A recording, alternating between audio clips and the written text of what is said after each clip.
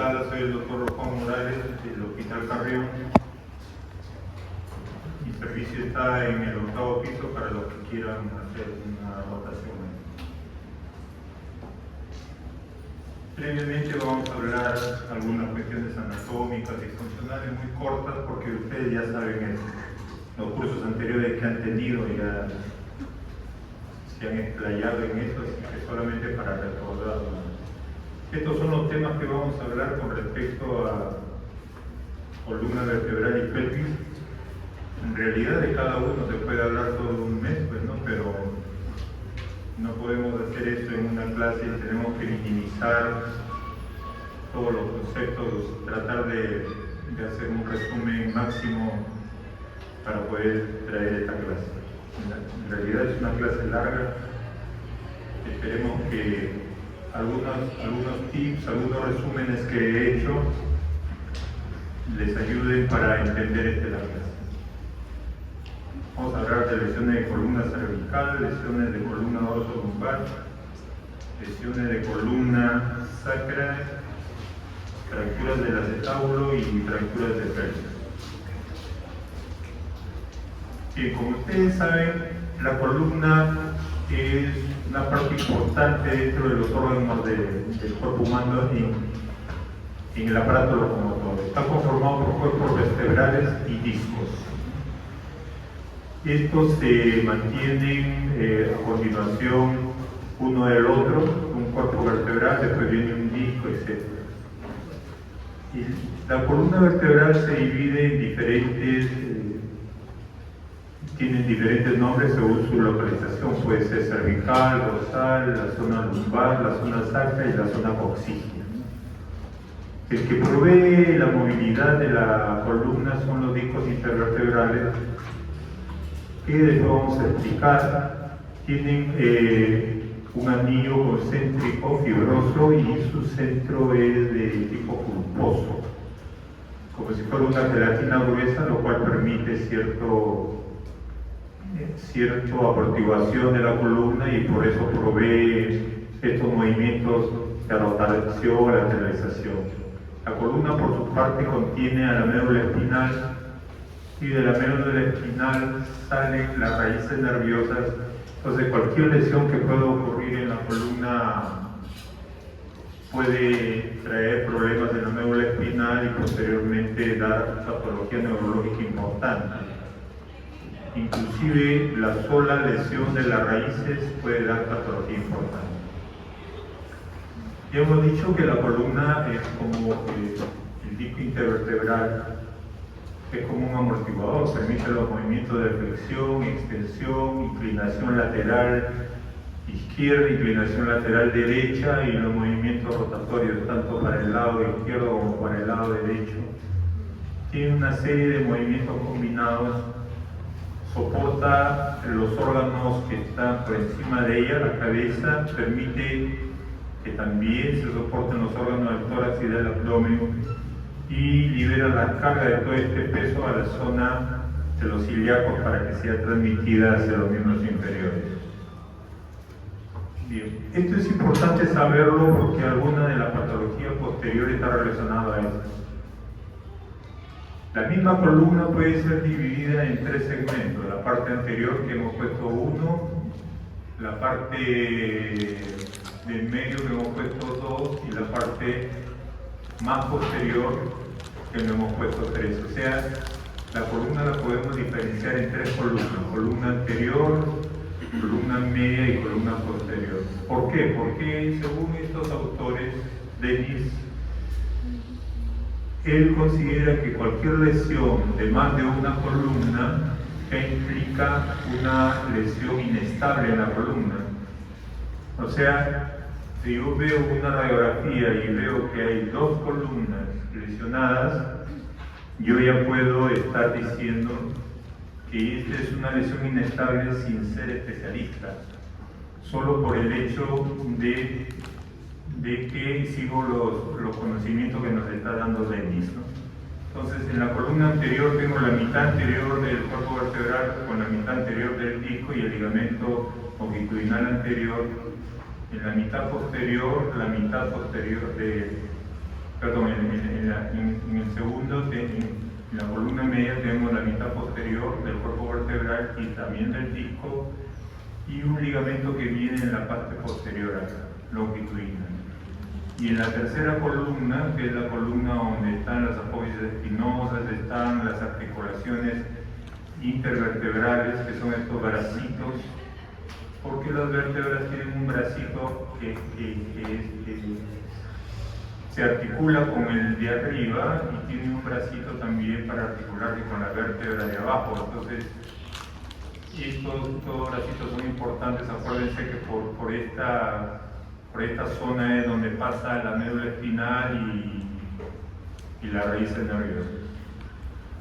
Recordar que existe este ligamento amarillo, que entre las apófisis espinosas existe un ligamento que se llama ligamento interespinoso y por encima también existe otro ligamento. Entonces, si tenemos dos lesiones, aquí por ejemplo en esta imagen, nos está diciendo que hay compromiso de la columna anterior y de la columna media, o sea de 1 y de 2, ya tengo dos columnas afectadas según Denis.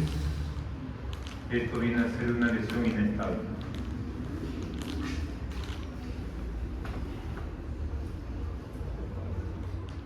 Bueno, hemos dicho que la columna nos permite ciertos movimientos, tanto de flexión, de extensión, pero que también ella a su vez puede ser, eso es lo que vamos a ver, las lesiones de la columna vertebral. Asiento de lesiones. Ahora, hablando de lesiones de la columna cervical, estas son las causas más frecuentes: accidentes de tránsito, zambullida en piscinas y heridas por proyección, heridas por proyectil de arma de fuego. Y por el mecanismo podemos clasificarlas con lesiones por aceleración, desaceleración, lesiones por extensión, lesiones por flexión, lesiones por lateroflexión y lesiones combinadas donde hay una combinación de movimientos. Pero este cuadro es frío, así que vamos a ver los ejemplos de cada uno de ellos. Veamos. No hemos tenido un video donde podamos ver una lesión de aceleración, desaceleración. Es muy difícil, ¿no?, tenerlo, ¿no? Este es un conductor o un pasajero que está yendo, está sujeto por los cordones de seguridad. El carro choca bruscamente y todo el cuerpo se va hacia adelante. Entonces, el carro estaba acelerando y ocurre una desaceleración brusca. La cabeza va como un látigo hacia adelante, por eso también se llaman lesiones por latigazo. Aquí, por ejemplo, vemos una lesión por extensión, así que pediremos al VAR, ya que tenemos VAR, para ver exactamente cómo ha sido, pero él inmediatamente se agarra la cabeza, ¿no?, el cuello para sujetarlo. O sea, la cabeza es proyectada hacia atrás, ¿no? Aparentemente es una lesión no muy complicada, es un mismo defensa el que con la rodilla le golpea la cabeza. Este es un arquero que fallece en el transporte entre el estadio y el lugar de salud donde iba a ser atendido. Ha sido una lesión muy intensa, no parecida, ¿no? Bien, esta gimnasta que la vimos sin lesión, vamos a ver qué le ocurre. Esta es una lesión por flexión. Es una zambullida en el piso, ¿no? Ha tenido una zambullida en el piso, inmediatamente ella queda tirada ahí. Bueno, el video posterior no lo puedo mostrar por cuestiones de tiempo. Llega su entrenadora, con mucho cuidado le habla, le dice pueden mover las piernas, etc. No hay que apresurarse en la atención de esos pacientes porque hay gente que se desespera, quiere cargarlo, el cuello queda al aire. Entonces hay que tener mucho cuidado porque se pueden producir lesiones asociadas mayores a esto. Bueno, acá también no vimos bien la lesión, pero el VAR, la verdad que es una lesión muy seria, ¿no? Este es roja, pero con 5 rojas, no creo, ¿no? El cuello se ha flexionado y se ha lateralizado de una. Entonces, este arquero pudo seguir escapando, ¿no? por suerte robusto, un cuello bastante fortalecido y pudo seguir, pero la lesión es inclusive una lesión que puede comprometer la vida, ¿no? Y estos son los movimientos combinados, a pesar de que estamos identificando el video por 2, por 4 y por 8, pero se ve que la columna cervical va en diferentes direcciones. Esto es lo que llamamos movimiento combinado. Creo que es entendible ahora el cuadro, ¿no? Bien, entonces, ¿qué vamos a hacer para el diagnóstico de la lesión de columna cervical? Un dolor, bueno, por la clínica, característicamente este tipo de lesiones tienen dolor cervical tras un traumatismo. Si es leve el problema en la columna, lo más probable es que es el dolor intenso, está hablando del dolor sumamente intenso. Es probable que dure 24 horas, quizás un poco menos. Pero si la lesión ha sido severa, sin comprometer la vida, es probable que demore en bajar 2 o 3 días el dolor sumamente intenso. En casos leves, este dolor va a ceder al 10º día. Entonces, por eso es que a veces cuando tenemos algún esguince de cuello, vamos al médico y nos pone un collarín. Sea un collarín semirrígido, sea un collarín blando, para que no tengan problemas. Entonces podemos ver quizás a un amigo que tuvo un problema de cuello o a un compañero con su collarín. Vemos que a veces son los llamados esguinces cervicales. No hay compromiso de la parte ósea, pero la parte tendinosa y muscular le causa mucho dolor, entonces le obliga muchas veces al uso de un collarín. Bueno, el dolor cervical puede irradiarse hacia la zona del occipucio, estamos hablando del occipital, la parte baja del occipital, y este dolor puede aumentar con movimiento. Puede hacerse unilateral e irradiarse hacia los hombros, puede producir sensación vertiginosa, que no es lo mismo que mareos. Aquellos que han tenido vértigo en algún momento, es una situación muy incómoda, no se compara con el mareo. El mareo te da, tú te sientas y te pasa, te echas un ratito y te pasa. La sensación vertiginosa es una sensación en la cual tú giras, cierras los ojos y puedes hacer lo que quieras, acostarte boca abajo, boca arriba, meterte en algún lugar y no sé qué pasa. Es una sensación muy desesperante. Lo digo porque a mí me ha dado una oportunidad.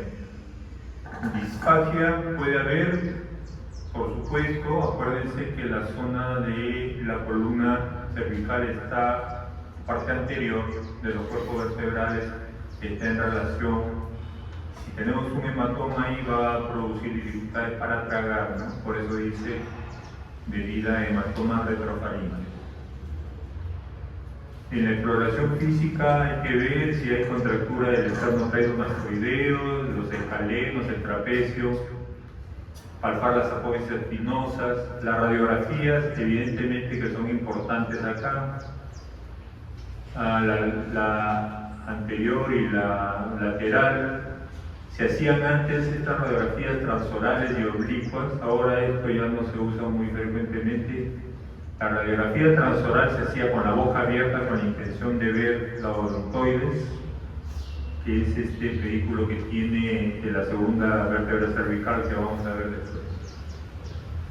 Y con respecto a la tomografía, que es importante de 1 a 2 cortes, el TEC con reconstrucción y la resonancia cervical. Ahora vamos a hablar en parte de algunas características. Esto es una especie de resumen, ¿no? O sea, me acordé de mis épocas de estudiante y decía, ¿cómo yo puedo resumir esto para, en lugar de hablar cada uno en un slide? Entonces dije, vamos a hacerlo más fácil para los alumnos. Esta es la comparación de todas las fracturas del axis Las fracturas aisladas del arco posterior, del arco anterior, la transglenoidea, o sea, la que pasa por las articulaciones, y la fractura que es conminuta, que se llama fractura de Jeffreys. Estas son las características. La fractura del arco posterior es la más frecuente y la menos frecuente es la fractura del arco anterior, por eso está comparable ahí. Generalmente la fractura del arco posterior es estable, tiene como causa una compresión de cráneo-axis, o sea, generalmente por estos golpes que se ha dado la gimnasta, ¿no? Una compresión de cráneo-axis acompaña a otras fracturas y el tratamiento es con collarín simple. En cambio, la fractura del arco anterior es poco frecuente, necesita un poquito más de inmovilización que la anterior. Se usaban yesos Minerva, ahora ya no se usa aloyeso, que vamos a ver después. Y vemos en los esquemas dónde están las fracturas, ¿no? Por ejemplo, aquí se nota la fractura, acá en esta imagen me está impidiendo.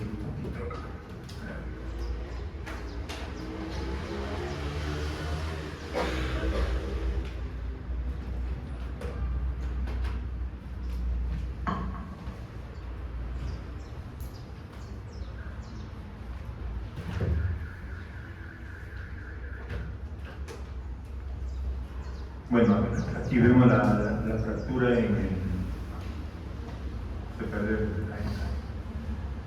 esta cosa blanca que ven aquí es el odontoides, ¿no? Que es la punta que tiene la segunda vértebra. Gracias a ello podemos hacer los movimientos de giro, ¿no? Y aquí vemos, por ejemplo, la fractura transglenoidea. En la fractura anterior se usa aloyeso, que ya le hemos dicho que lo vamos a ver. Entre el cóndilo occipital y la fosa articular axis, generalmente se produce por compresión sobre la masa lateral y usa un collarín de Filadelfia como tratamiento.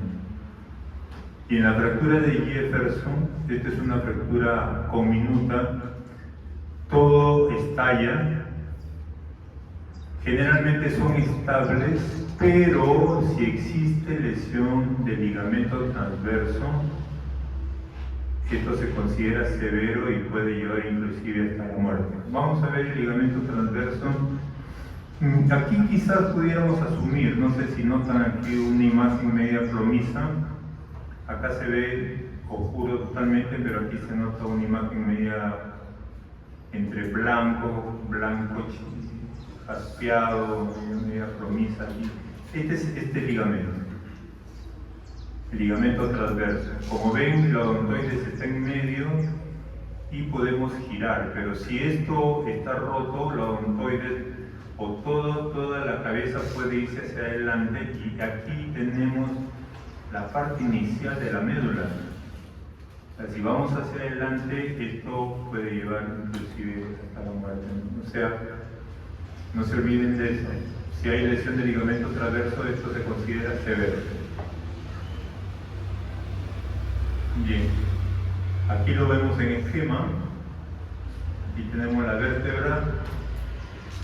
Aquí está la zona por donde pasa la médula espinal, el inicio, el ligamento transverso, y aquí el ligamento transverso roto, lo cual es muy inestable y puede producir una lesión de tipo neurológico. Con las fracturas del axis también hemos hecho una especie de resumen aquí de lo que deben conocer, ¿no? La fractura del odontoides, que es el 15%, esta es la punta del odontoides. Acá se ve la punta del odontoides. Entonces tenemos tres tipos de fracturas.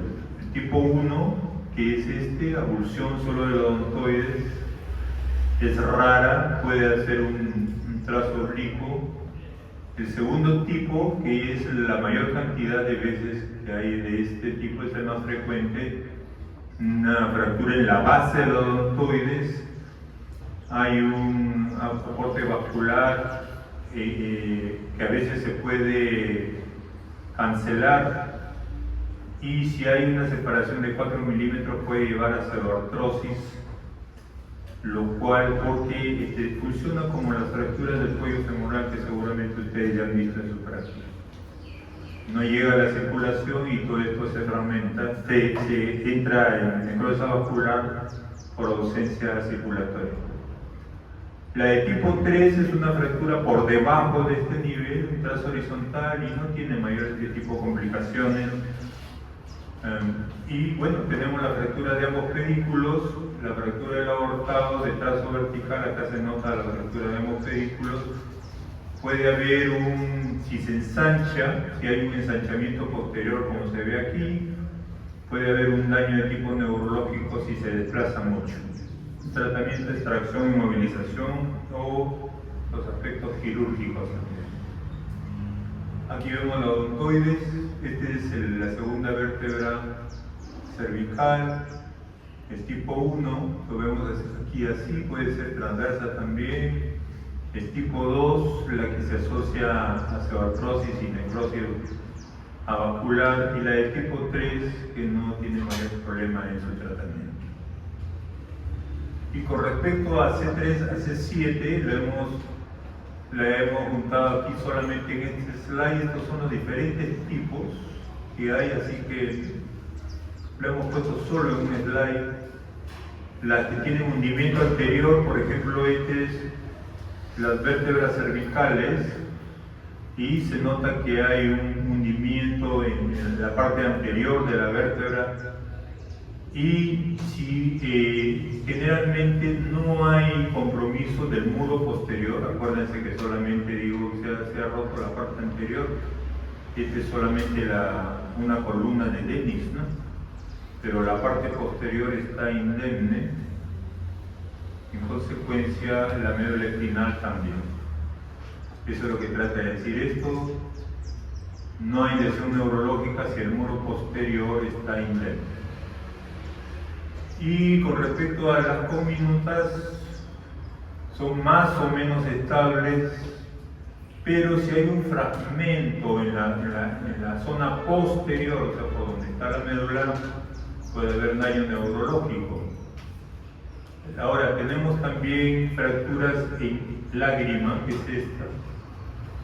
A alguien se le ocurrió ver una radiografía de este tipo y dijo, parece como si estuviera cayéndose una lágrima de esto, considerando a la vértebra como el ojo, y le puso fractura en lágrima, y hasta ahora lo conocemos como fractura en lágrima.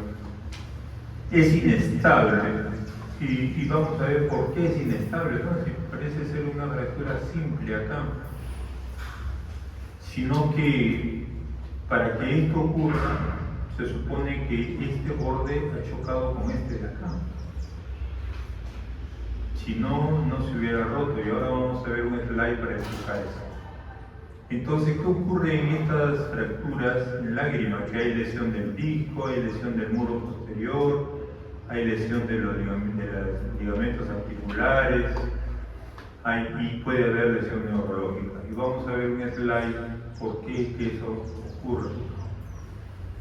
Y la lesión en paleador de arena, porque se presenta en estos señores que palean la arena, es una lesión estable, es una lesión en realidad de la apófisis espinosa.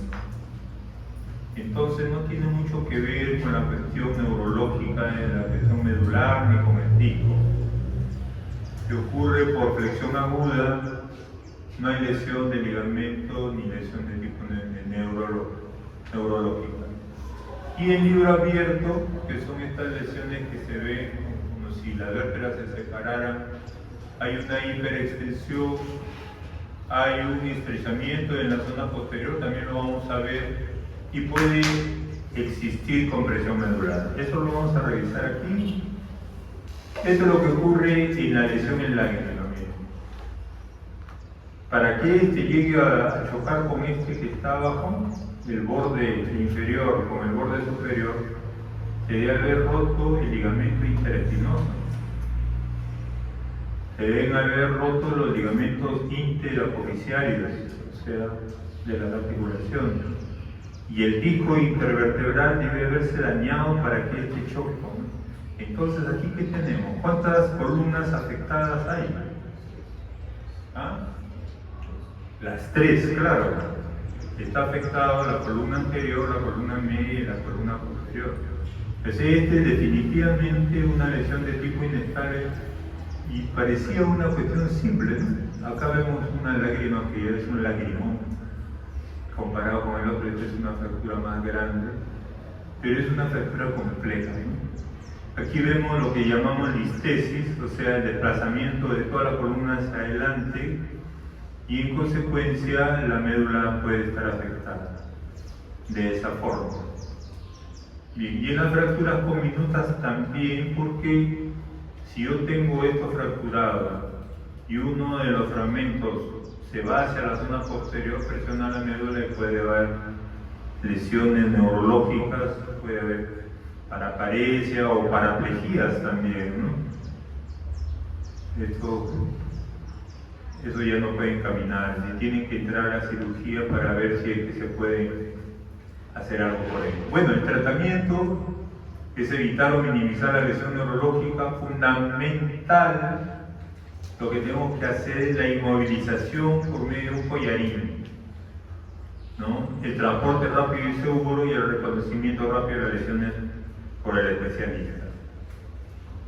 En el tratamiento definitivo tenemos sistemas de tracción craneal. Esto es lo que se hacía antes del desarrollo de la cirugía. Se ponían aquí unos pernos que se lograban ingresar solo en la cortical externa del cráneo, pero no penetraban pues a la zona interna, porque si no estaría infectando.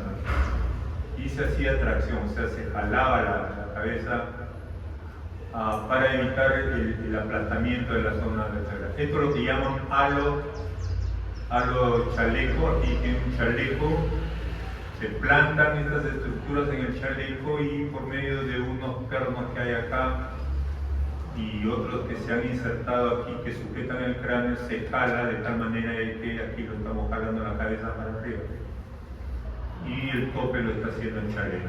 Igualmente acá con estos atracciones o las tracciones, estos eran los yesos mineros. Hace 30 años o 32 años que vi colocar un yeso minero cuando era residente y nunca más volví a verlo. Y estos son los procedimientos quirúrgicos que se hacen con el arco en C para sujetar ya sea la odontoides, ¿no? Aquí se ha puesto un tornillo que sujeta la odontoides, acá también, y en algunas cirugías que se hacen vía anterior, o sea, se hace por la parte anterior, retirando los órganos que tenemos antes de llegar a la columna, o vía posterior, dependiendo de lo que diga el neurocirujano, porque este manejo del neurocirujano. En algunos otros países lo hace el traumatólogo, pero aquí en el Perú generalmente el neurocirujano. Vamos a ver ahora lesiones de la columna lumbar. Acá vemos una causa de ellas, ¿no? Este deporte que siempre me olvido cómo se llama. ¿Cómo se llama? ¿Parkour? Bueno, yo creo que es locura, ¿no? Porque bueno, depende, bueno, cada quien con su rollo, pero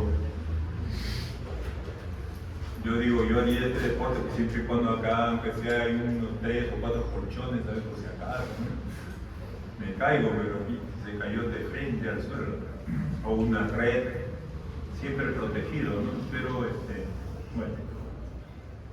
La causa más frecuente son accidentes de tránsito, caídas por precipitación. Esto viene a ser, creo, deporte, ¿no? En esto que dice deporte 15%, y actos violentos. Aunque también, como vamos a ver, por cuestiones triviales también puede ocurrir fracturas en la zona dorsal. Los varones son más frecuentes, lógico. Bueno, la charnela dorsolumbar entre D12 y D1 es la zona más afectada. Varias veces ha venido esta pregunta. O sea, la charnela dorsolumbar es la zona, la última vértebra dorsal y la primera vértebra lumbar, porque es una zona de transición muy vulnerable. ¿Qué significa eso? Que las costillas nos proveen cierta estabilidad para las fracturas de las vértebras. Y ocurre 25% de lesiones en la columna dorsal. Y eso que la columna dorsal tiene 12 vértebras, ¿no?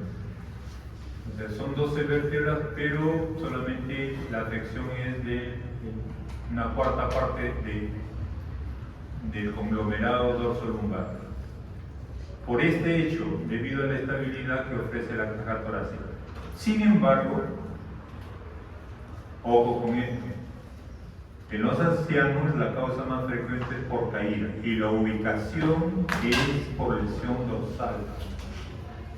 Miren que está diciendo una cosa que no va con lo de arriba, ¿no?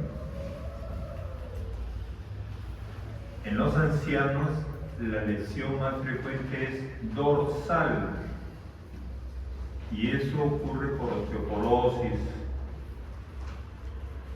El anciano se cae, a veces se cae sentadito y puede producirle fracturas a nivel de su columna dorsal. Aquí tenemos dos grandes grupos, lo hemos diferenciado en dos grandes grupos. Acá no vamos a hablar individualmente de las vértebras, sino vamos a hablar de las lesiones que son estables y de las lesiones que son inestables. En las lesiones que son estables son por compresión axial. Aquí vemos un tipo de ellas. Generalmente se produce en vértebras bicóncavas, un poco de concavidad aquí, un poco de concavidad acá. La afección neurológica es rara siempre y cuando se mantienen algunas características que vamos a ver después. Puede ser frecuente más en la región lumbar y la columna posterior muchas veces está indemne, como vemos aquí, la columna posterior, toda la columna posterior está indemne y generalmente no hay problema de tipo neurológico, como dice acá, ¿no? Y también por flexión, son vértebras acuñadas hacia adelante, como en esta, ¿no? Si te das cuenta, la vértebra vista lateral es como un cuadradito o como un rectángulo, pero si yo lo veo ya un poco acuñado en la parte de adelante, digo, que se ha producido por flexión. Veo a su vez si esto compromete la parte posterior. Si no compromete la parte posterior del cuerpo vertebral, digo, es muy probable que no ocurra lesión de tipo neurológica, puesto que el cuerpo se ha mantenido bien. Pero aquí hay dos características, ¿no? Dice, si la angulación en sifosis es menor de 10 grados, sigue siendo estable. Pero si la pérdida de altura es menor del 40%, continúa siendo estable también. Pero si es mayor del 50%, pasa a ser inestable. O sea, esta misma lesión, si tiene más del 50% de pérdida de altura, pasa a ser inestable. Eso lo vamos a ver en un ejemplo. Y tenemos también por contracción muscular, como en el pareador de arena, donde se han fracturado las espinas, las apoyas espinosas, o también lesiones por golpes directos o proyectiles de arma de fuego. Me parece que Neymar en un mundial en Brasil tuvo una lesión vertebral externa, ¿no? O sea, de este tipo, ¿no? Y ahí sí fue verdad. Bien, y estas son las lesiones inestables. Tengo una por estallido, que se llama fractura de Burns, afecta a la columna posterior. O sea, tengo una fractura de tipo comminuta. Tanto la parte anterior como la parte posterior están lesionadas. La parte posterior ha invadido el canal, este es el canal, y está lesionando la médula, ¿no? Las lesiones dependen de la comminución, obviamente. Mientras más comminución o el fragmento de la fractura comminuta invaden la zona posterior, va a producir lesión. Mientras más alta sea la lesión, o sea, si comparamos una en L4 con otra en D10, obviamente que la que está en D10, que es más alta, tiene más sintomatología, ¿no? Eso es lo que dice acá, ¿no? Las lesiones dorsales dan mayor sintomatología que las lumbares. Y también tenemos estas fracturas de rebanada, Estas son producidas por el cinturón de seguridad de los autos, principalmente cuando el cinturón era solo sujetaba las piernas. Entonces hay que tener cuidado cuando uno viaja en el asiento en medio, en la zona posterior, porque puede producirse este tipo de lesiones. O sea, ¿qué ha pasado aquí? El sujeto es sujetado de las piernas con el cinturón de seguridad y se proyecta hacia adelante. No tiene el cinturón transversor y eso hace que con la velocidad con la que va pueda ocurrir esta ruptura tanto de los interapofisiarios, de las intervertebrales y de la vértebra o del disco y producir esta lesión que puede ser importante en la movilidad por el hecho de que puede llegar a una paraplegia, ¿no? Igualmente en esta también, que también se puede producir por el cinturón de seguridad, que es la fractura que llamamos fractura de chance, se inicia en la parte posterior de la columna y aparece hasta la parte anterior. También todos estos se pueden producir lesiones neurológicas. Bien, y con respecto a la clínica, debemos sospechar en todos los pacientes politraumatizados. Este es importante cuando ustedes sean internos y a veces los bomberos les llevan los pacientes y uno dice, pucha, que estos bomberos tanto le ponen al paciente, collarín, le ponen las tablas. Me parece que nuestros bomberos están bastante preparados, yo me alegro siempre de ello.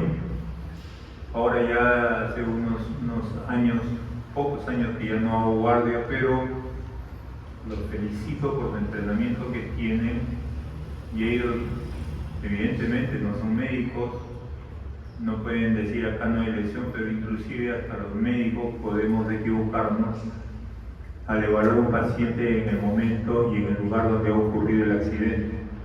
Así que está bien que se sospechen todos, poner en una tabla, ponerle su collarín.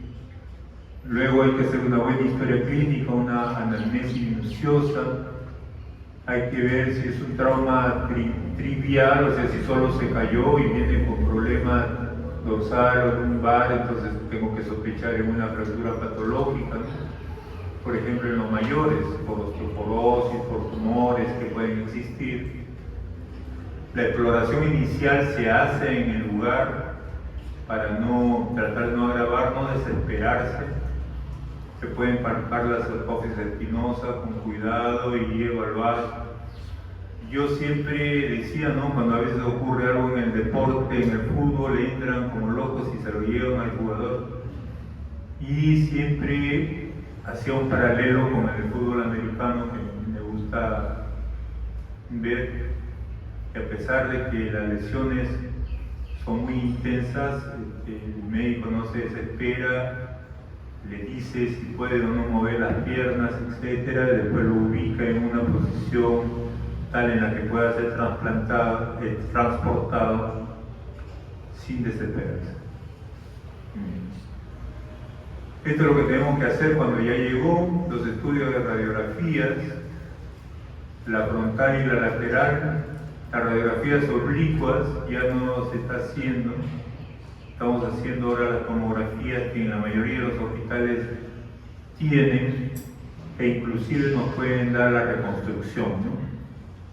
Estas son imágenes radiográficas todavía, acá se ve el acuñamiento de la vértebra, pudiéramos tener una evaluación y ver cuánto se ha achicado la vértebra para saber si esta es una lesión inestable o no. La resonancia magnética es importante para ver las partes blandas, etcétera, y saber si esto es reciente también o es antiguo, porque algunas veces pueden engañarnos, ¿no? Esto es para ver cómo lo hacemos, ¿no? Acá tenemos un ejemplo de una radiografía. Yo quiero saber si esto es estable o inestable. Me han dicho que si tiene el 50% de pérdida de altura se considera inestable, así que voy a medir la anterior me da una cifra, por ejemplo, qué sé yo, unos 6 centímetros o 5 centímetros, vamos a hacer 5 centímetros, y mido la lesionada y digo, bueno, acá hay 2.4, tiene mucho menos del 50%, por lo tanto el aplastamiento, la pérdida de altura es de un 60% o de más de un 50%, ¿no? Si fuera 50%, si acá mide 5, acá debería medir 2.5, y para que sea estable debería medir unos 3 centímetros o algo más, y que la pérdida no sea de más del 50%. Por otro lado, puedo medir con una regla, y si tengo un mayor de 10 grados, puedo decir si esto es estable o inestable, o la lesión de listesis, ver si esto tiene más de 3.5 milímetros, también considerar inestable a la lesión. Bueno, aquí lo vemos para definir si es estable o inestable con este método. En el tratamiento, para lesiones estables, movilización en bloque, reposo en cama dura, analgesia y relajantes musculares. La función intestinal es importante tenerla presente. Hay que dar una dieta absoluta con sueroterapia. Las ortesis actualmente se usan, ya no ponemos yesos por 3 a 4 meses. Pueden ser semirrígidas también, con múltiples apoyos. En fracturas osteoporóticas con apoyamiento sintomático hay un tratamiento que se llama vertebroplastía, que es más o menos comparable como que tengo yo una llanta que se me ha bajado, tengo una vértebra que se me ha aplastado, llego hasta la parte central de la vértebra y le inyecto cemento de tal manera que la vértebra recupere el tamaño. Ese es la vertebroplastía. Y hay que tener mucho cuidado porque ese cemento puede invadir la zona medular y producir daño también, ¿no? Aquí tenemos algunos de los tratamientos. Esto se hacía en el pasado. Esta era la forma de cómo poner un yeso corset. Lo he puesto hasta hace unos 15 años o quizás 18 años. Últimamente, con la aparición de estos aparatos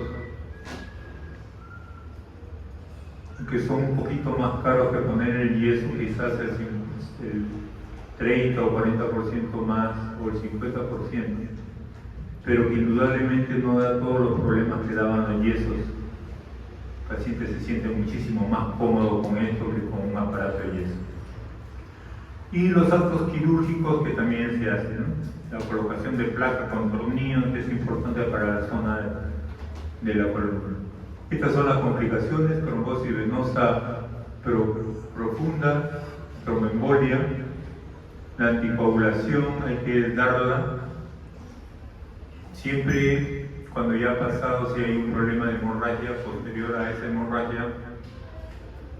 Y generalmente se usa heparinas de bajo peso molecular y se da por un mes. O sea, parecido a cuando uno opera una cadera, una prótesis de cadera, hay que dar también estas heparinas, porque pues se pueden formar trombos. Y pueden haber infecciones urinarias o respiratorias. Estas úlceras por decúbito en pacientes con mucho tiempo encamados, ¿no? Que pueden llevar inclusive hasta la muerte. Se dice que un paciente, nosotros como regla operamos por 3 situaciones importantes que puede ocurrir en el paciente. Uno es por las úlceras en decúbito. Por eso operamos a los ancianos. Y dice, doctor, ¿pero por qué operamos a un señor de 85 años, 87 años? Bueno, para evitar eso, las úlceras por decúbito, la neumonía que puede matar al paciente y el tromboembolismo pulmonar, que tiene como partida el tromboembolismo en las piernas por el hecho de estar acostadito por encamados prolongados, ¿no? Son pacientitos que están mucho tiempo en la cama y que les produce este tipo de complicaciones. Y bueno, pueden haber deformidades cuando se hace tratamiento de tipo conservador, evidentemente porque no se logra corregir la lesión. Bien, esto es parte de un video que antes les pasaba por completo de unos alpinistas. Acá hay una lesión por extensión, ¿verdad?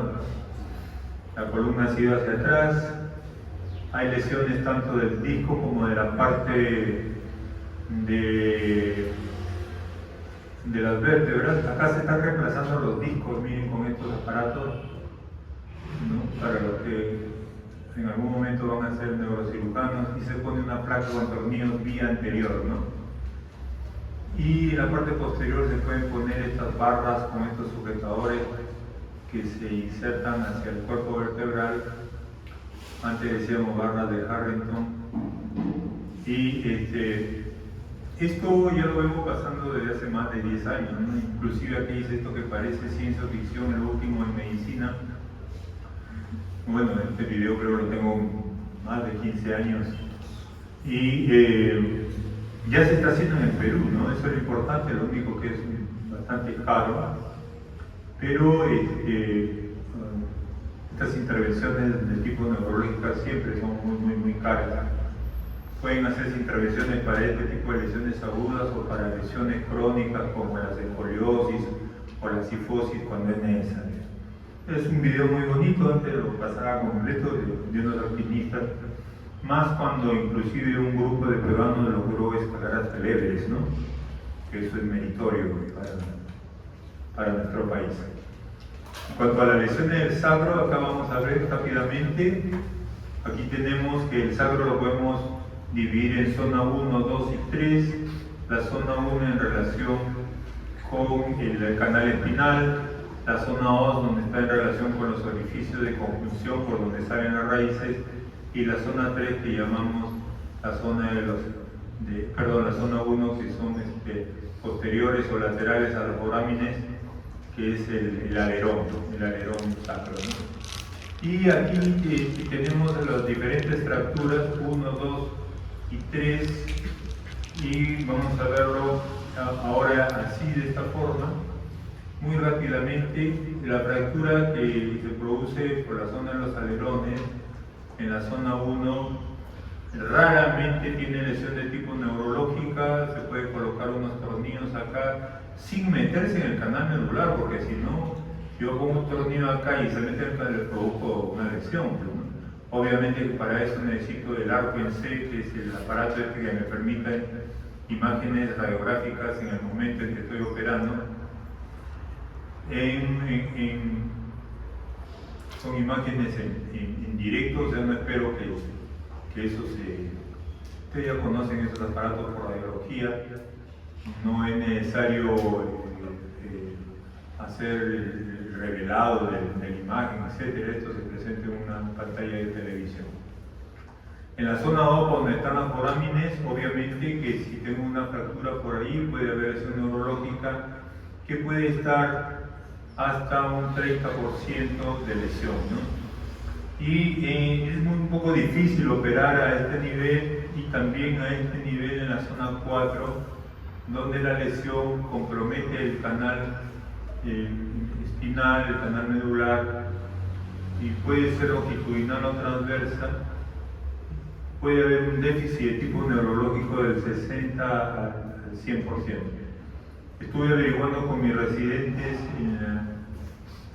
que van a rotar a veces, porque yo soy de un hospital del Ministerio de Salud, con todas las implicancias que eso tiene. O sea, nos tenemos muchos recursos, hacemos cosas grandes muchas veces por encima de lo que pudiéramos inclusive hacer. Hemos operado fracturas del sacro, pero fractura de tipo 1, y en algún momento le pregunté si había otros hospitales donde se hacían fracturas de sacro de tipo 2 o 3. No sé si lo hagan en el hospital de emergencias. Los que estén, por favor, pregunten y me pasan el dato, me hacen llegar si llegan a tener este tipo de cirugías en algún momento. aunque también puedo preguntarle al doctor Cangalaya, pero a ver, pregunten a ver si es posible, porque si lo hace el traumatólogo o si en algún momento algún neurocirujano ha tenido la posibilidad de hacer este tipo de tratamientos. Bueno, hasta aquí la primera parte, que son lesiones de columna. ¿Qué horas son? Si no, continuamos de frente. Las 2. Ya. Nos esperamos unos 3 minutos, como que hacemos a los que llegaron tarde, ¿te parece? Necesitamos para estudiar pelvis la anteroposterior, que es esta, la cefálica de 40 grados, que también se llama radiografía de entrada, la caudal de 40 grados, que se llama radiografía de salida, las oblicuas, que es la alar y la obturatriz, y la tomografía y la resonancia. Aquí tenemos la imagen de la sombra que vemos nosotros en la radiografía. Muy interesante, ¿no? ¿Qué es lo que estamos apreciando cuando vemos esta imagen? Acá nos dice articulación sacroiliaca, el sacro, el coxis, el esfínter, la ilíaca, la rama isquiopubiana, que es esta que está acá. Nosotros estamos sentados aquí en esta zona que se llama isquio, ¿no? Entonces, esta es la zona isquiopubiana, ¿no? Aquí esta es la zona del isquio, esta es la zona del pubis hacia adelante, sino que parece que estuvieran bien cerquitas, pero en realidad es mala distancia, obviamente, porque bueno, en la radiografía es la traducción de un elemento de 3 dimensiones en una de 2, ¿no? Es una sombra. Aquí tenemos la pelvis, que ya todos han estudiado, la zona del isquio, y vemos el acetábulo conteniendo a la cabeza femoral. Podemos diferenciar, para aquellos que son muy acuciosos, en diferentes sombras, ¿no? Por ejemplo, acá digo, yo veo una tonalidad, acá veo otra tonalidad, y puedo yo decir cómo está el acetábulo. El acetábulo no está solamente en esta posición, si estoy hablando de mi acetábulo del lado derecho, sino que está un poquito mirando hacia adelante, y seguramente ya los profesores de práctica en algún momento le van a decir cuánto de anteversión tiene el acetábulo, cómo está dispuesto el acetábulo, porque es casi como una semiesfera, ¿no? Es una semiesfera que está más o menos a 45 grados en lateral, pero nos está mirando. ¿Cómo era para aprender esto? Acá no, ya. Y nos está mirando el acetábulo, o sea, si yo estoy mirándolos a ustedes, mi acetábulo no está mirando hacia el costado, sino está ahí mirando un poquito hacia adelante, ¿no?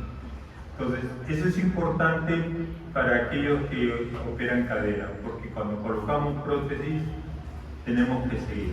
Hoy día mi grupo tuvo la suerte de ingresar a una prótesis total no cementada. La semana pasada también hicimos una prótesis de cadera no cementada. Esta vez lo hemos hecho por vía posterior, anteroposterior, perdón, posterolateral, y el anterior fue por anterolateral. Y vemos los componentes, probablemente vamos a ver un poquito más en el futuro. Pero si nosotros nos acostumbramos a ver estas imágenes normales, tenemos que ver qué cosa le pasa a esta imagen.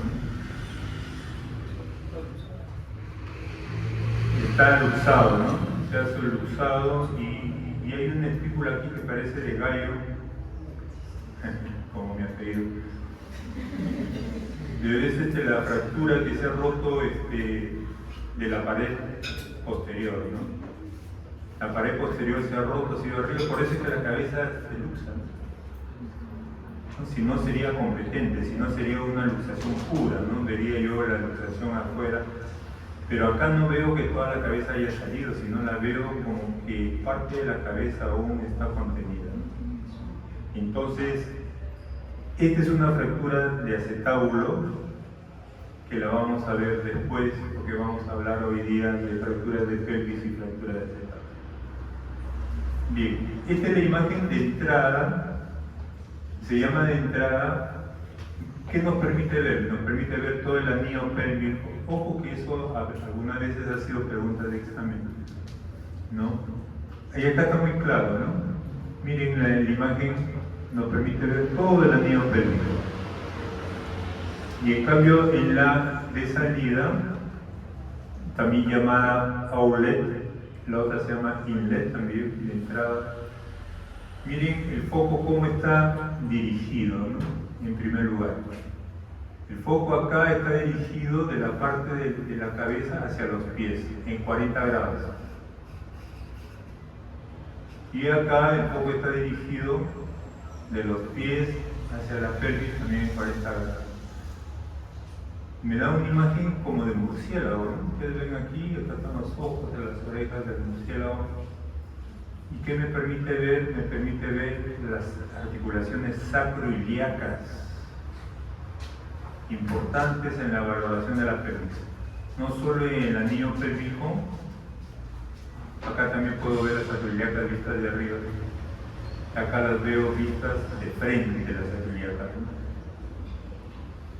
Entonces, eso es lo que nos permite ver esta radiografía, y estas son las radiografías largas. Dice, doctor, ¿por qué le llaman alar? Porque se ve todo el ala ilíaco, miren, todo el ala se ve, ¿no? Todo este ancho es el ala ilíaca. O sea, las pelvis más o menos están así, ¿no? Los ilíacos, pero si yo me echo hacia un costado, voy a ver todo el ala, ¿no? O sea, si me echo al otro lado, voy a ver toda esta ala de aquí. Entonces, esta radiografía se hace con 45 grados. Con 45 grados teniendo el foco en la lesión. Y la otra se hace levantando a 45 grados, pero tomando la misma cadera. Entonces no estoy viendo el otro ala, lo que me interesa es ver la misma cadera. ¿Y qué veo? Veo el agujero obturatriz todo completo. Por eso es que se llama obturatriz. Entonces, ¿qué me permite ver aquí? Acá veo toda la cabeza de extensión y veo también todo el borde anterior del cótilo.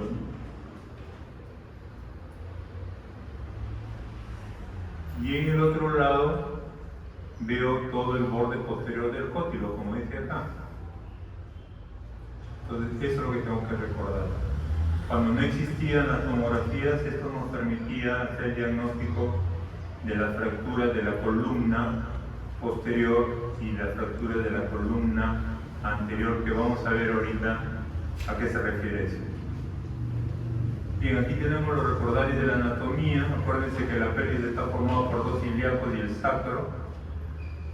Tiene unas articulaciones casi verticales, ¿no? ¿Cómo es que soporta toda la estructura del cuerpo? Los órganos del tórax que presionan hacia abajo, los órganos del abdomen que también presionan hacia abajo, por los grandes ligamentos que tiene tanto en la parte anterior, la sínfisis, como en la parte posterior. Tiene ligamentos sacroiliacos anteriores, que serían estos, y los poderosos ligamentos sacroiliacos posteriores, que parecen el golden, este puente tan grande que hay en Estados Unidos, y ustedes ven en los congresos que ponen acá un puente parecido. Seguramente que ahorita el video va a aparecer un puente por ahí. Gracias a estos ligamentos se mantienen. Pero si yo veo el ilíaco por sí solo, tengo uno que es columna anterior y tengo la columna posterior. Y el acetábulo lo tengo en medio. O sea, es como si estuviera dentro de una Y invertida, con dos columnas poderosas que lo mantienen. Entonces, cuando ocurre una fractura del acetábulo, debe estar involucrada una fuerza muy importante, ¿no? No es cualquier elemento, es un elemento sumamente duro.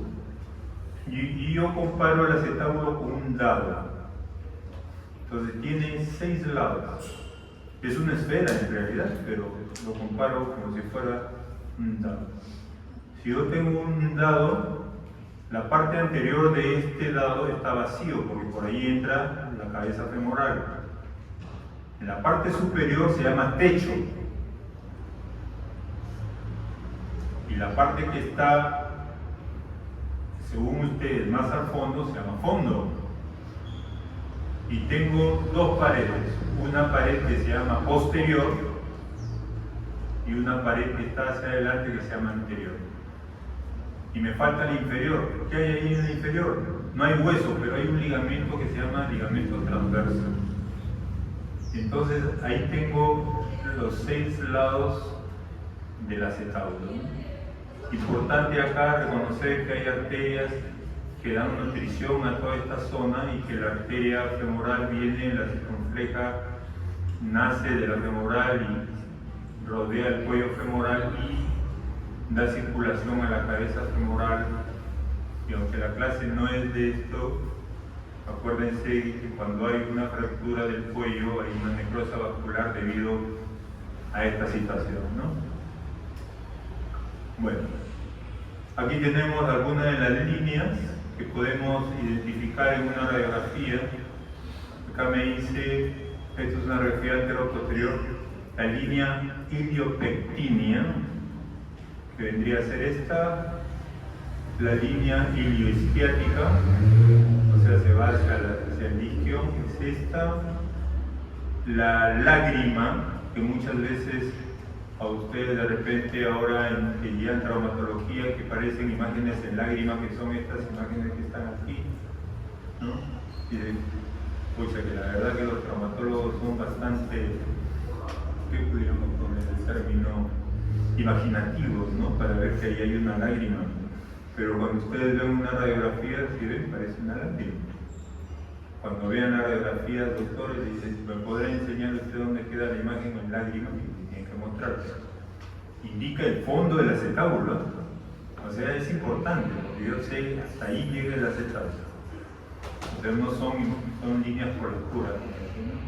El techo, que es por donde viene el peso, ¿no? El peso viene por la columna, pasa por los alerones ilíacos, llega a los ilíacos y se transmite a la cabeza femoral por el techo. El labio anterior, que vendría a ser este, como identificado, hay varias imágenes. Ustedes ven la cabeza y ven el acetábulo, pero hay varias tonalidades. Entonces aquí yo veo una tonalidad aquí, este es el labio posterior, el labio anterior está más acá. Entonces aquí el labio posterior viene en esta zona que está aquí, ¿no? Como va a ver el esquema, ¿no? Entonces, reconociendo estas situaciones ya podemos entrar a la clase que vamos a ver que se llama lesiones de pelvis, ¿no? Ahí se dio cuenta quién tuvo la equivocación. El carro pasa en rojo, ¿verdad? Claro, el carro pasa en rojo. El verde era para la moto. Ahí nuevamente, ¿no? De repente estuvo viendo el celular, no lo sé, pues, ¿no? Las lesiones de pelvis se producen por este tipo de accidentes. Bien, vamos a la fractura de acetábulo. Las fracturas de acetábulo son el 5% de todas las fracturas, pero tienen una mortalidad del 20%. Traumatismo directo en la región troncantérica, hay una carga axial directa en el miembro y el patrón de fractura depende del vector. ¿No? Miren cómo puede estar colocada la cabeza femoral en el momento del accidente, ¿no? Puede el sujeto ir con sus dos rodillas separadas, puede ir una dama con sus rodillas cruzadas y eso implica otro tipo de lesión. Entonces acá no dice claramente, ¿no? Si va en rotación externa, lo que más sufre es la columna anterior y la pared anterior.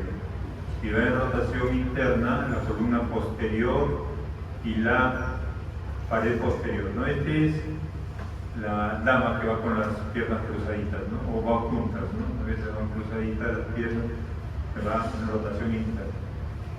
También una aducción, el fondo acetabular, los varones generalmente es un poco difícil mantener la aducción por cuestiones anatómicas, obviamente.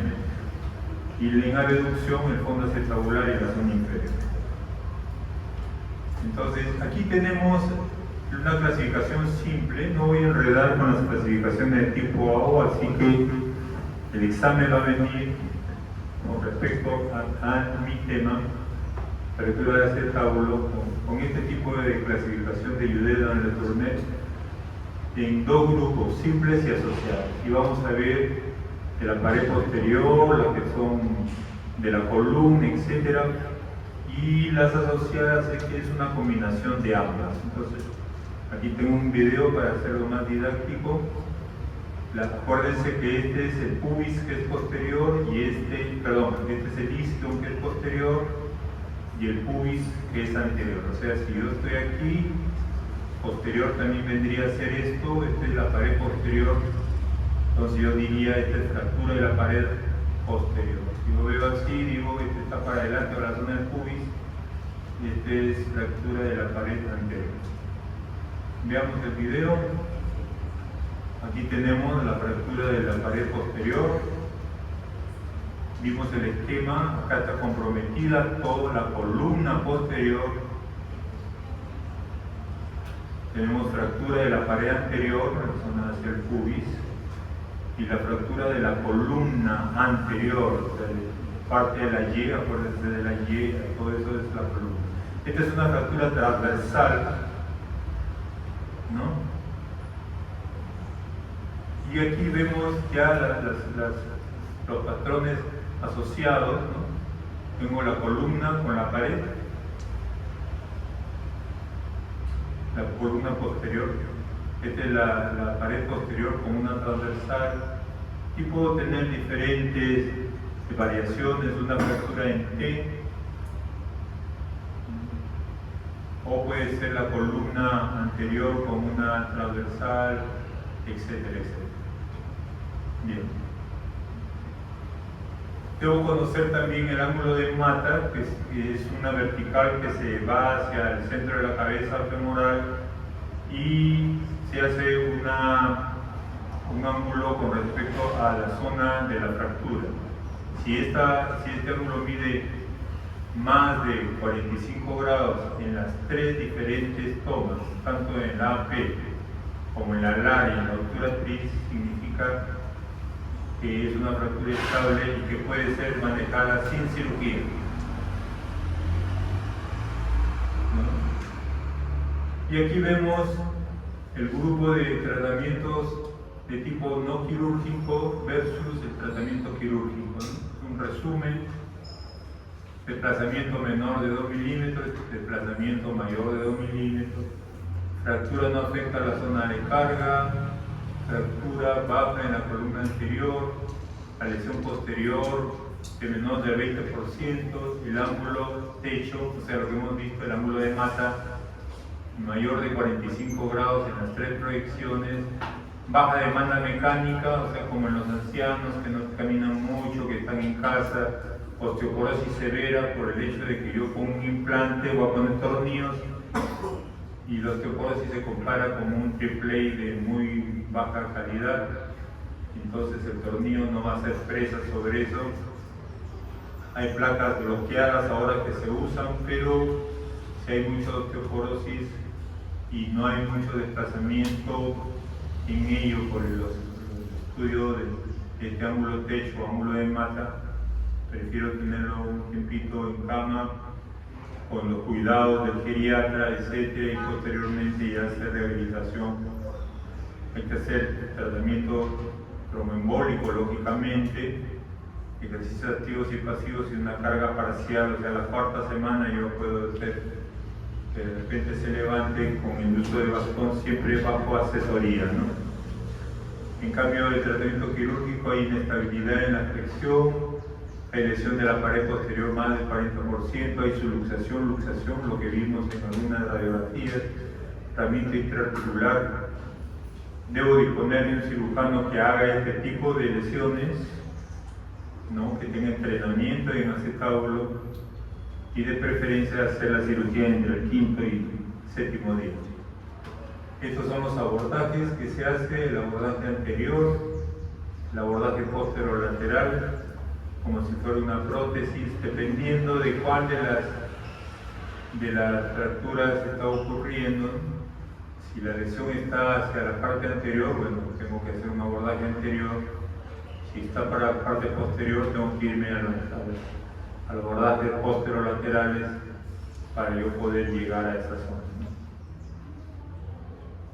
Y aquí tenemos algunas de las complicaciones, la artritis postraumática, ¿no?, que es por cuestiones degenerativas, la necrosis vascular, que es la muerte de la cabeza femoral por trastorno circulatorio. Puedo tener también una miositis osificante, es decir, con alguna frecuencia se puede osificar el glúteo medio o el glúteo menor y producir una anquilosis. También tenemos infecciones a ese nivel. Y bueno, por último, las fracturas de pelvis, que pueden ocurrir en 3 a 5% de todas las fracturas y cuya mortalidad puede llegar inclusive al 50%, y en las fracturas cerradas hasta el 15%. Parecía no ser de tanta seriedad esto, ¿no? Pero inclusive rompen parabrisas del vehículo. Entonces, la fuerza que se ha desencadenado ahí es una fuerza importante y bueno, son fracturas que pueden ocurrir por este tipo de accidentes cuya mortalidad puede ser de 30 a 50% si es una fractura expuesta y si es una fractura cerrada del vaso. Pero también puede ser causada por cuestiones simples, ¿no?, como estos adultos mayores que quieren reverdecer sus épocas de gloria, ¿no? Está jugando con los nietos, acá están bailando, pero se le soltó de la mano al caballero y cae sobre el costado, ¿no? Culpa del caballero, el caballero debió agarrarla con más firmeza, pues, ¿no? Parece que quiso hacer otro paso y se le fue a la... Ah, tiene un dedo negativo. Muy bueno, muy bueno. Sí. O puede ser un síndrome de túnel del carpo, ¿no? Bueno, aquí tengo las causas: 60% por accidente de tránsito, las motos, y en los mayores por caídas simples como la que estamos viendo, ¿no? Esta es clínica para las fracturas simples, ¿no?, las fracturas que hemos visto en esta señora que se soltó. Porque en el otro señor lo que vamos a ver son síntomas y signos de un politraumatizado, ¿no? La liberación de energía es mucho más aparatosa en un accidente de tránsito, sea por auto o por motocicleta, ¿no? Acá la señora se queja de dolor, hipersensibilidad, dificultad para caminar. Puede caminar, tiene dificultad. Son estas señoras que caen, la abuelita que se cayó y dice no puedo caminar. Uno la ve y tiene equimosis en la zona púbica. No, dice no, esto no es normal, esto se ha fracturado. Y vamos a tener que tener a la señora, que le pudiéramos decir abuelita de cariño, a la abuelita acostada en su camita por un tiempo, ¿no? No busquemos nunca las crepitaciones. Las crepitaciones es cuando uno palpa y siente el roce entre dos huesos, la equimosis evidente, el edema del apéndice perineo y la deformidad. En la exploración tenemos, ustedes ya conocen, prosemiología, todas las zonas que debemos explorar para tener una idea. Y la radiografía, obviamente. Estas son algunas de las causantes de las fracturas que hemos visto: compresión anteroposterior, un atropello directo, un impacto en motocicleta, un aplastamiento, o cuando pasa el auto encima de una persona. Puede haber también compresión lateral, una colisión, la caída a horcajadas, ¿no? Este señor cae sobre el riel. En algunos casos no es necesario ser obrero, ¿no?, sino que le guste mucho el patín o las patinetas o el skateboard, ¿no?, que les gusta subirse en los muros y a veces caen en esta posición. Puede producir este tipo de fracturas que le llamamos fractura de Margane o en alas de mariposa, ¿no? Parece una mariposa lo que está aquí. Se han roto las 4 ramas no es totalmente quirúrgica, puede a veces ponerse un tornillo, qué sé yo, pero puede curar en tratamiento conservador, ¿no? Caída de altura que lleva cajadas por cizallamiento. Y esto es importante, la clasificación de Tile en cuanto a las lesiones de pelvis. Tenemos el tipo A, el tipo B y el tipo C, y es muy fácil de comprenderlo si es que a uno le explica. La de tipo A no hay compromiso del anillo pélvico, o sea, no hay mayor problema en inestabilidad. La de tipo 1, como ven, aquí se ha roto la espina ilíaca anterior superior. Acá puede haber fractura de una de las ramas, como en la persona mayor que se cayó cuando se soltó del bailarín, o en el señor que estaba en la patineta y pisó y se fue de costado, ¿no? Entonces puede producir fracturas de este tipo. La fuerza es hacia un lado y puede fracturar. No dan lesiones mayores. Puede haber fractura de sacro, que es considerada también como en este grupo. Sin embargo, sabemos que algunas fracturas de sacro son terribles, así que vamos a considerar aquellas que no tienen desplazamiento y no hay compromiso de tipo neurológico. Pues bien, en cambio en la de tipo B son estables verticales e inestables rotacionales. ¿Qué significa esto? Les voy a explicar con mis manos, que es una cuestión tan simple y parece bastante compleja aquí aprenderlo, pero si yo pongo a mis manos como la pelvis y adelante está la sínfisis, esta definición que hice, estable vertical, significa de que esta lesión no se desplaza verticalmente. Esto es vertical, de arriba abajo. Entonces, es una lesión que sí tiene inestabilidad rotacional, o sea, puede abrirse.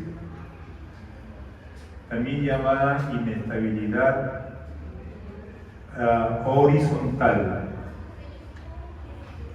Entonces son todas las tres lesiones que se va a ver en este tipo B, son lesiones rotacionales, horizontales. La pelvis se puede abrir o se puede aplastar también, pero tiene inestabilidad de tipo rotacional. En cambio, en la C, como se han roto los grandes ligamentos acroiliacos posteriores, puede ocurrir inestabilidad vertical, porque no hay nada que la sujete a la pelvis. No existen estos ligamentos tan robustos que pueden sujetar la pelvis.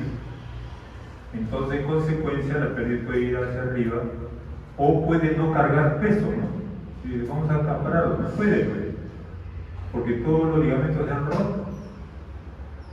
Entonces, esta es una fractura ya bastante seria, ¿no? Son lesiones bastante serias.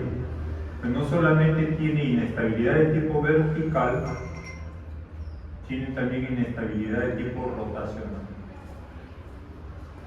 Entonces, veamos nuevamente el repaso. La de tipo A no tiene compromiso pélvico, del anillo pélvico. La de tipo B son estables verticales. Vean cómo este ligamento sacroiliaco posterior en el esquema se mantiene intacto. Aquí, acá también, y acá también se mantiene intacto los ligamentos sacroiliacos posteriores. Pero en los esquemas que está acá, se ve que el ligamento sacroiliaco está roto. Aquí está roto acá y está roto en... Mientras más aumenta el número, más complicada está la cosa. Como se abre, parece como un libro abierto, entonces se llama lesión en libro abierto, que vendría a ser B1.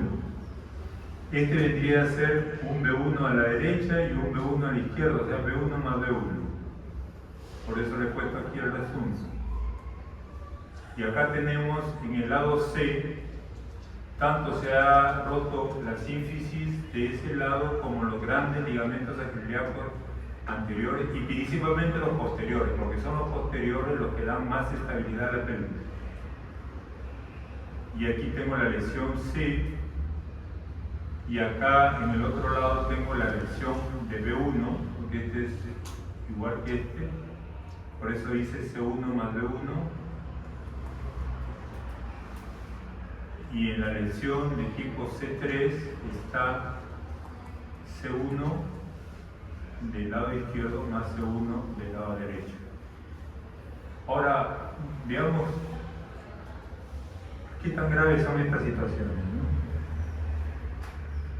Acá tengo esto que no es relativamente grave, se ha roto la espina ilíaca antero superior, le pongo 2 tornillos y cubre, ¿no? Tiene una rotura de la rama y bueno, generalmente le hago reposo a la persona, inclusive si es mayor, le puedo poner un tornillo en realidad, pero esto cura pues en 4 semanas o 5, ¿no? Inclusive en adultos, jóvenes, en mayores, etcétera, no hay mayor problema con este tipo de fractura.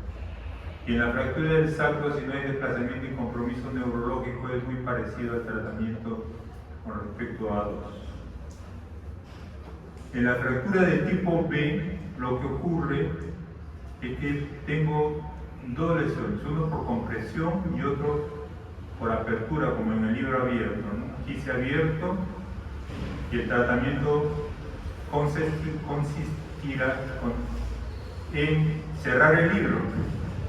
¿Con qué lo puedo cerrar? Lo puedo cerrar con un vendaje, lo puedo cerrar con el marco de Gams, pero este es transitorio, lo puedo cerrar con fijación externa, aprieto, cierro el libro y coloco las garras, y lo puedo cerrar también con una placa con tornillos. Aquí le pongo, abro como si fuera una especie de cesárea y le pongo los tornillos y lo cierro. Y con respecto a la de tipo C, acá estamos viendo la C1, se ha roto anterior y se ha roto posterior. Esta es una fractura mala, pone en riesgo la vida, necesita cirugía. Lo primero que tenemos que hacer es evitar que este muera en emergencia, ¿no? Porque a veces sangra. Anteriormente lo único que teníamos era reemplazo de la hemodinamia, o sea, perdía sangre, le poníamos sangre. Actualmente tenemos la posibilidad de entrar con cateterismo, localizar la arteria y ponerle un tapón en la arteria, pero eso no lo hace el traumatólogo, lo hace el cirujano vascular. Y en algunos lugares no hay esto. Entonces aquí vamos a cerrar el libro. Ha pasado ya 5 o 7 días, el paciente está estable. Estamos poniendo unos tornillos para cerrar el libro para la parte posterior, pero tengo que darle fijeza a la sacroiliaca, ¿no? Entonces esa fijeza tengo que pasarle unos tornillos, como acá, ¿no? Se está metiendo un Kirchner a la zona del cuerpo vertebral, no invadir la zona medular, sino no producir lesión. Sobre ese Kirchner pongo un tornillo canulado, puedo poner uno, puedo poner de preferencia 2, y con eso la articulación se cierra, ¿no? Ya se cierra la sacroiliaca, ya se forman los elementos de unión que me va a permitir que este paciente posteriormente pueda caminar. Bueno, esto no es para que lo aprendan, sino solamente para que sepan que la traumatología es una parte del manejo del politraumatizado. Está principalmente en estas zonas cuando el sangrado me produce una respuesta estable o inestable. Entonces yo no hago nada si es estable, pero si está inestable tengo que tener un control invasivo, tengo que ir a ver por qué está sangrando, etcétera, etcétera, estabilizar la pelvis y a veces cerrando la pelvis, sea con un vendaje. Y doctor, estoy en Chumbivilcas y ahora ¿qué hago? Este se me va a morir. Bueno, le pongo una sábana, ¿no? No sé si habrán visto que en algunos de los esquemas hay un paciente con una sábana amarrada y acá no. Aquí lo vemos. Este paciente ha llegado a emergencia, sabemos que tenemos una lesión de libro abierto o tenemos una lesión en la cual tenemos que jalar un poquito la pelvis hacia adelante si vemos de que hay una lesión de tipo C y la estamos amarrando con una sábana. Esta es una sábana simple.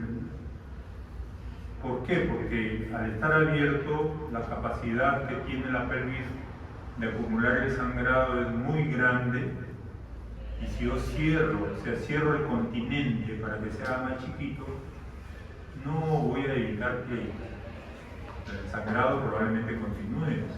Pero una cosa es tener un sangrado de 5 litros y otra que tenga 2 litros, ¿no? Pero con 2 litros puede ser más. Bueno, estas son las lesiones asociadas que podemos tener. Hemorragia, que puede ser retroperitoneal, hay que prever el shock. Si hay shock, es probable que pueda haber muerte. Las lesiones neurológicas, la neuropraxia, si hay cerca las raíces, hay que tener cuidado con lesiones neurológicas. Pero cuando estamos con un politraumatizado, lo primero que hacemos es salvarle la vida. La trombosis, una vez que el paciente ya ha pasado la hemorragia, dar, como hemos dicho, heparinas de bajo peso molecular, tener siempre presente que puede ocurrir embolia pulmonar secundaria. Y con respecto a las lesiones del tracto urinario, son muchísimo más frecuentes en los varones, lógicamente por la anatomía. En las mujeres son raras este tipo de lesiones. Y hay que ver esto, si hay sangre en la punta del pene, el diagnóstico de que hay una lesión de la uretra. Si el sondaje es difícil, no insistir en dejar al especialista. Si hay lesiones de vejiga, es probable que sea necesario hacer una talla vesical, que es una operación comunica de la vejiga con una sonda para que salga al exterior y entre en reposo la uretra. Puede haber disfunción sexual o impotencia. El diagnóstico se hace por medio de la radiología, el STEM, la arteriografía, la cistografía, la uretrografía. El soporte vital es necesario muchas veces en este tipo de lesiones de pelvis tan severas que ponen en riesgo. El manejo es multidisciplinario. En adultos no olvidar que puede haber una mortalidad de 10%, en niños el 5%, pero si hay fractura abierta puede haber 30% de posibilidades, pero si hay hipotensión temprana hasta un 50% de mortalidad. Muy bien, si tienen alguna pregunta. Gracias. Muchas gracias.